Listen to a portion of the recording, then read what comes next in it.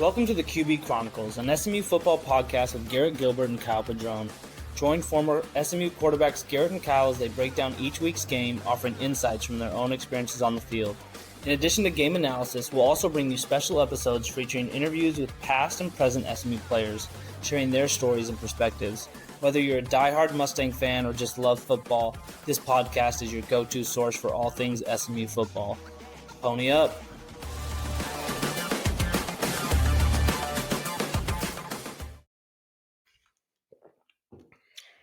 Welcome back to the QB Chronicles. I'm Kyle Padron, joined by new father of three, Garrett Gilbert.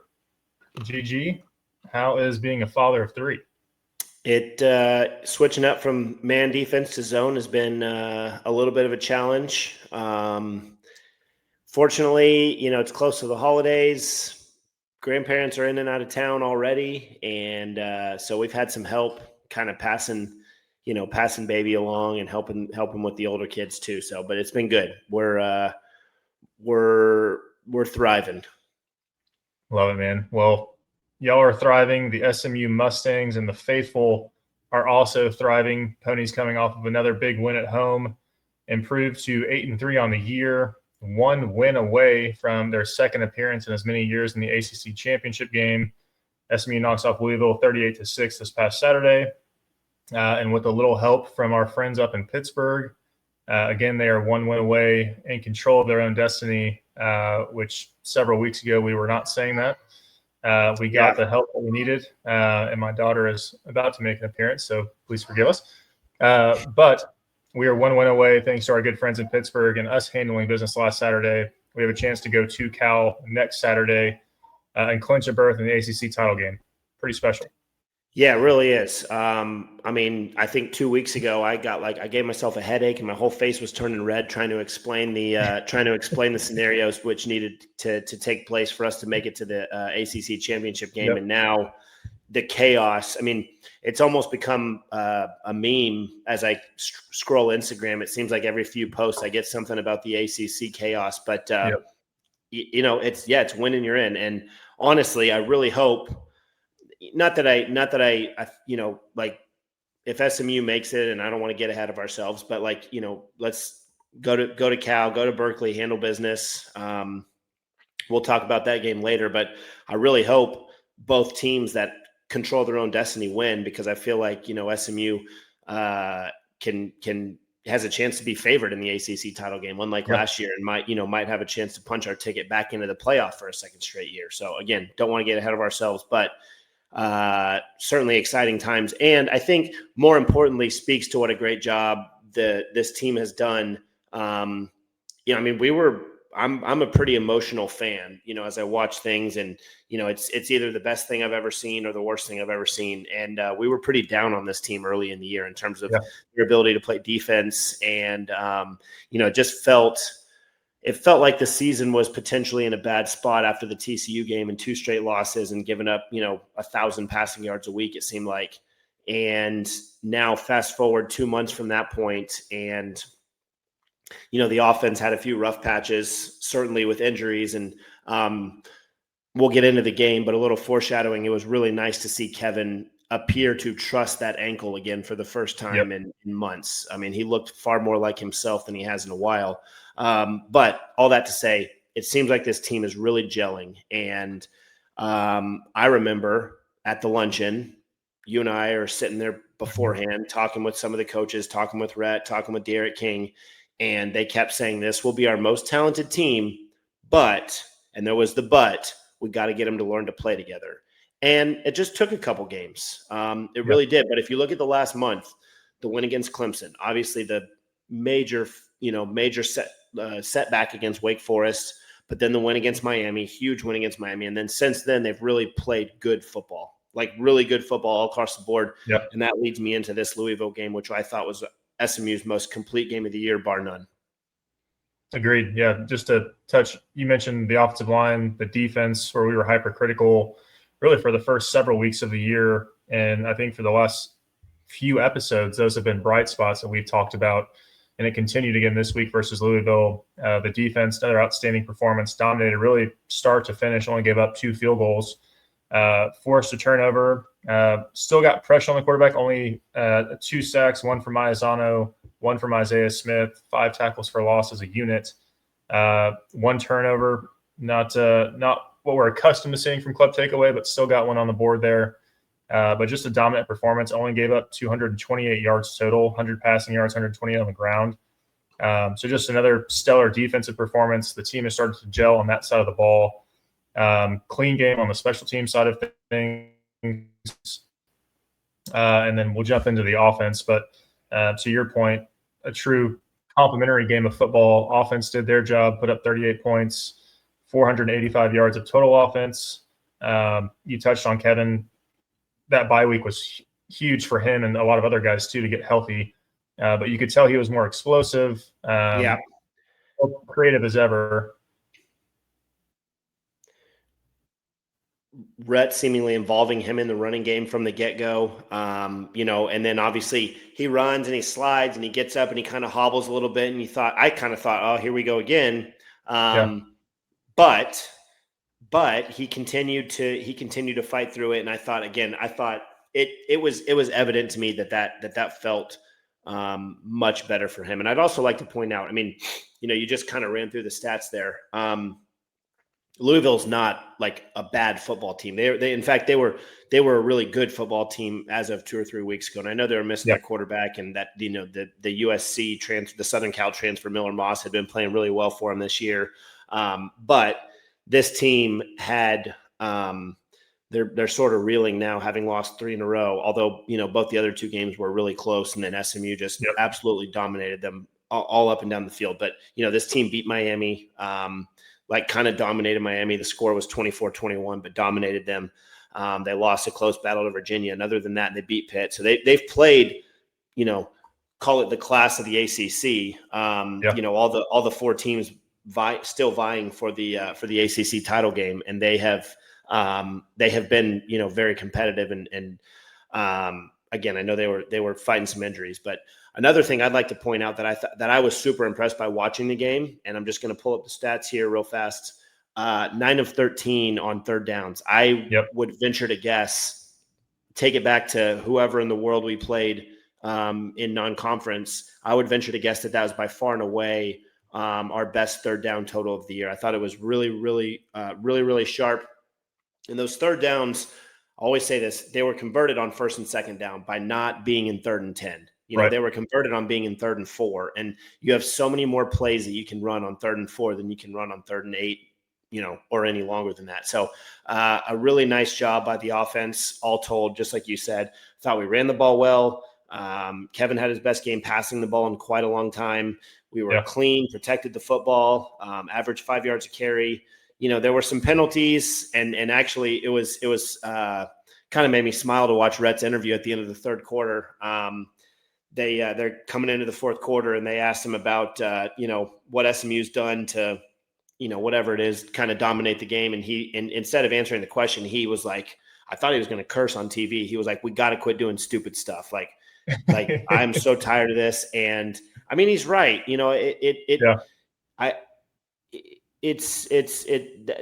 I'm not going to spend a ton of time on it because it was such a good game, but they do such a good job in all facets of the game, and then they just shoot themselves in the foot. And 7 penalties for 70 yards, unfortunately, is one of our best games of the year penalty wise. I think so. A week ago we were 15 for 150 or whatever it was.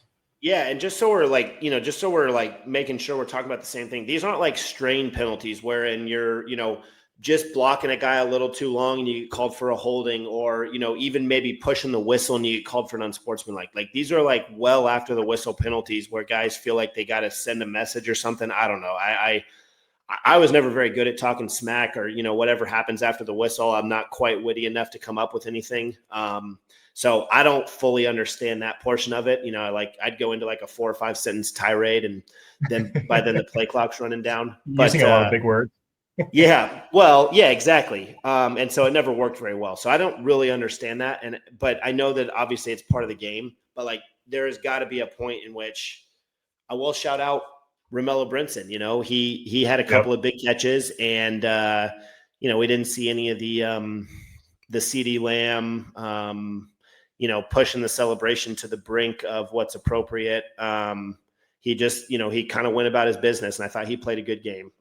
So anyway, there's my long tirade on all that. I was impressed by a lot of things. The penalties have just got to improve. Yeah, I was in the Weber with a few buddies, Austin Federer being one, and we were talking about the penalties pregame, and I simply offered him the over/under at 12 penalties, and fortunately for all of us, we were under. I'm happy to buy Mr. Federer a beer for the under on that one. Yeah, but unfortunately, it's become a joke that we can have fun with. But it's nice when we're 7 for 70 as opposed to 12 to 15 for 150. But hopefully, continue to see improvement as we still got hopefully a few more games left. One for sure, or two for sure, I should say. That we're at least bowl eligible. You talked about the running game, 5 yards per carry. Another great performance by TJ Harden, 18 carries for 90 yards and a receiving touchdown. Didn't get one on the ground this week. But Shady Clayton Johnston toward the end of the game. How cool was that play, by the way? That was incredible. Yeah. Which I heard that kid, I don't know a whole lot about his story, but has had a rough couple of weeks. I think he totaled his car this past week prior to the Louisville game. Just kind of following some of the coaching stuff on Twitter. But good story and a good game for him. Good to see him get in the end zone. And then our boy Jordan Hudson continues to impress. He had 8 for 96 and a touchdown. And that elbow, is seemingly what kept him out for a couple of weeks early this season. Has been a non-issue for the last several weeks as he continues to produce and find the end zone. Your boy Hibner had a great game as well. Yeah, he sure did. He continues to actually another Coach Lashley, comment from I think it was after the game, but just see stuff scrolling on Instagram, and he was talking about a bunch of teams are going to make a mistake passing him up in the draft, and that he's going to be a player in the league, and I really think he is. I mean, he does a great job. He's a good receiver. He's a good blocker. He catches the ball well with his hands, and he's been somewhat overshadowed by RJ Maryland during his time at SMU, but he does a lot of things really well, and it's been fun to have both those guys. You see RJ kind of slowly feeling more and more like himself every week, and it'd be fun to have both those guys at full go, maybe for like a playoff run or something like that. But yeah. A lot of guys making plays. I was impressed with TJ Harden's game.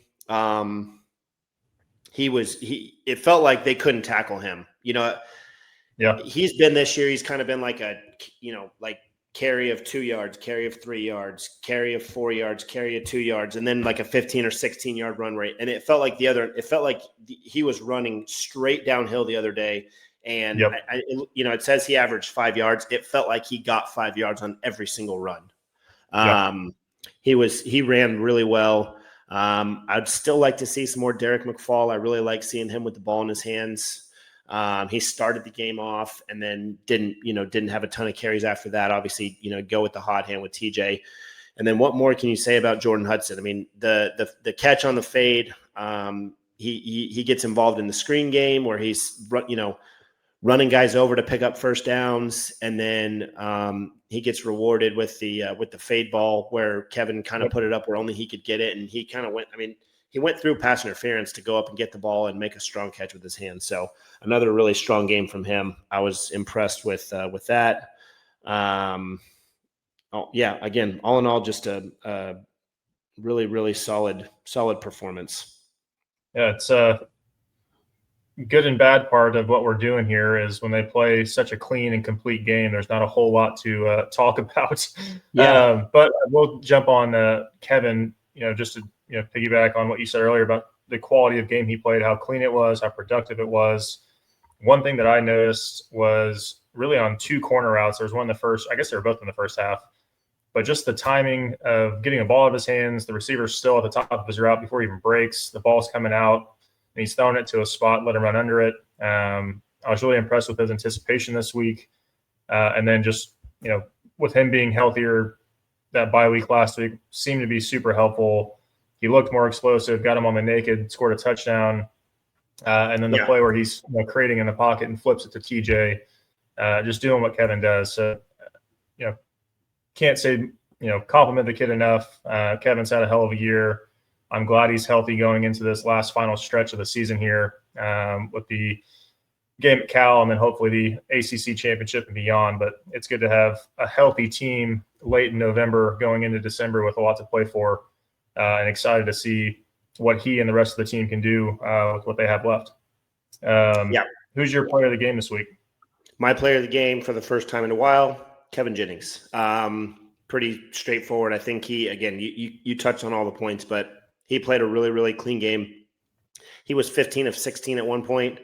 I think, I don't know. My memory's not great at this point now, but he did everything well. He did everything well the other day. The down the field passing game was solid. He threw the screens right where they needed to be.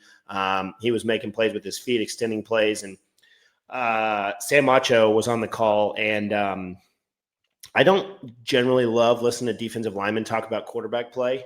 But Sam brought up a great point, and it came up early in the game. Kevin doesn't scramble to run. He scrambles almost always to throw, and he is a great runner, but he breaks the pocket always looking to throw. And I think that adds that extra dimension of defenses have to maintain their zones or go look for somebody to cover. And it makes him even more dangerous as a runner when he does decide to take off, because again, he's out of the pocket so often looking for somebody downfield, not just tucking it and running. So I thought Kevin played great. And, for whatever our player of the game award is worth, he more than deserves it. Yeah. It's growing in value. Padron shot of the game presented by Socorro goes down smooth. I was looking through, there were several throws that stood out, really the corners, talking about the anticipation earlier, but the touchdown passes were all 5, 6, and 7 yards for Kevin. So I was going to go with the touchdown, and I'm going to go with the one to Ymir Knight, another corner route. Yeah. As you know, things are really fast in the red zone, so timing is crucial. And Kevin, he again threw another great ball, got the ball out early, and Ymir makes a hell of a catch in the back of the end zone. But Jennings to Ymir Knight, little toe tap in the back of the end zone for 6, put the Ponies up 21-6, and really kick off the rest of the scoring. Just a great throw, great timing, and a great catch by Ymir. I always watch the game and kind of run through what's going to be the Padron shot of the game, and that one immediately hit me. I knew that would be the winner. So predictable? Well, no, not predictable. It was just such a good play by everybody involved. It really was. Pass pro as well. There was kind of an uneventful week, and I think that wraps up the Louisville game. It was sort of an uneventful week in college football outside of what we saw in Atlanta for the Georgia Tech Pitt game. The SEC all went on bye weeks this past week, other than Texas, Arkansas. But, the rest of the SEC played their yearly game against, some one AAA school in state or something like that. But obviously we did have the Georgia Tech Pitt game, which we talked about. Pitt went down, certainly made things interesting at the end, but handled business and, put SMU back in the driver's seat to earn their way back to Charlotte. So that was fun to watch. Another fun ACC battle was this is terrible, but who did UNC play? Because the end of that game was wild. Was it what's that? Duke. Yeah. Oh yeah, it was Duke. Okay, so Duke lines up to kick a field goal to go up by 2, and ends up faking the field goal and running it in for a touchdown from about 30 yards out. They were still going to go ahead, but I guess going up by a touchdown is more exciting. So then they go for 2 and end up winning that game by 7 points. I am interested to see if UNC can end up getting bowl eligible. I think they're sitting there at the 5-win mark. And got one more to see if they can get to a bowl game. But other than that, man, I don't know. I don't have the scores up in front of me, but I've got a couple I'll add. Just our friends over in Fort Worth saved Sonny's job. It seems they went down to Houston, knocked off, I believe, number 23 Houston, 17-14. Texas, they got a big game from Arch. They beat Arkansas. I wrote down the wrong score, but it was 52-30 something, I believe. Yeah. But beat Arkansas. They're in position for at least consideration for a playoff berth. I think they do need some help to get into the field. But a 9-3 Texas team, they go in and beat A&M this week. There's going to be a lot of talk around Austin and the Texas Longhorns being in the field here come 2 weeks from now. What do you think about that? OU, that's the only other SEC game that I saw, was OU defeats number 22 Missouri 17-6. Mizzou seemed to kind of fall off the last few weeks. A lot of hype early on, but OU, they're seemingly a lock for the playoff as well. Yeah. They're going to get to sit at home during SEC championship weekend and probably make it. It's looking like 5 SEC teams probably. You're going to get Ole Miss. You're going to get Georgia, Bama. You're going to